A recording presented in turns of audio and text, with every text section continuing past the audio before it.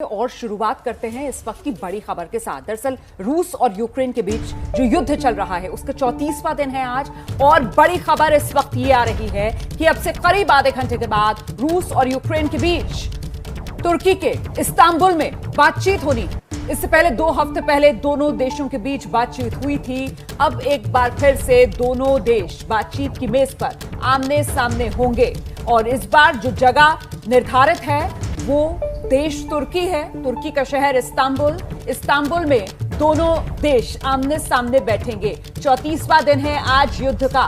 तुर्की में रूस और यूक्रेन के प्रतिनिधि जो हैं वो आमने सामने बैठेंगे, और ऐसे में सबसे बड़ा सवाल तो यही है कि क्या इससे युद्ध खत्म होने के कोई आसार नजर आ रहे हैं। इसी पर चर्चा करने के लिए आप देख सकते हैं स्टूडियो में इस वक्त मेरे साथ मेरे सहयोगी प्रणय उपाध्याय पहुंच चुके हैं। प्रणय उपाध्याय लगातार वॉर जोन युद्ध भूमि से रिपोर्टिंग कर रहे थे, यूक्रेन में लगातार बने हुए थे प्रणय उपाध्याय। और हम सबसे पहले आपको लिए चलते हैं, हमारे साथ हमारे सहयोगी नीरज राजपूत इस वक्त मौजूद हैं।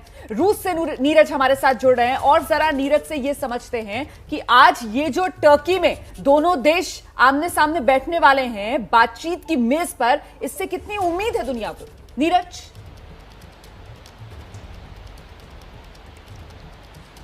बिल्कुल रोमाना, पूरी दुनिया की निगाहें इसी मीटिंग पर अटकी हुई हैं, लगी हुई हैं कि इस मीटिंग का नतीजा क्या होगा। 3 दिन तक की ये मीटिंग है, 28 से 30 मार्च तक की है, यानी कि कल तक ये मीटिंग चलेगी और उसके बाद पता चल पाएगा। लेकिन इस मीटिंग से पहले थोड़े आसार दिखाई देने लगे हैं। हमें दिखाई देने लगा है कि यूक्रेन की तरफ से यूक्रेन के राष्ट्रपति जो हैं वो कुछ मांगे जो हैं वो मानने के लिए तैयार हो गए हैं। जैसे कि सबसे बड़ी जो मांग जो थी रूस की थी कि वो नाटो में शामिल ना हो देश, जिसके लिए उसने जिसकी वजह से ये युद्ध हुआ, यानी कि रूस की तरफ से स्पेशल मिलिट्री ऑपरेशंस किए गए यूक्रेन के खिलाफ, वो मांग मानने के लिए तैयार है कि न्यूट्रल रहेगा। और दूसरी बड़ी मांग ये है कि यूक्रेन के राष्ट्रपति कह रहे हैं कि अब डोनबास इलाका, जो दोनेत्स्क लुहांस्क वाला जो इलाका है, मारिउपोल वाला जो इलाका है, उसको वापस नहीं लिया जा सकता है। यानी कि जो राष्ट्रपति पुतिन, रूस के राष्ट्रपति ने कहा था कि इनको इंडिपेंडेंट देश घोषित कर दिया गया है, तो वो हो सकता है कि यूक्रेन मान ले। तो ये दो बड़ी मांगे हैं जिससे लगता है कि ये इस मीटिंग से कोई ना कोई जो हल जो है या आगे का रास्ता जरूर निकल सकता है।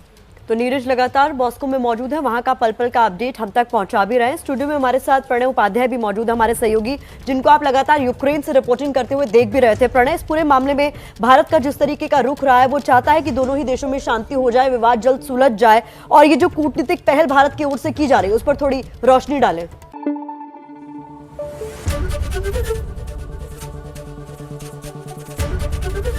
एबीपी न्यूज आपको रखे आगे।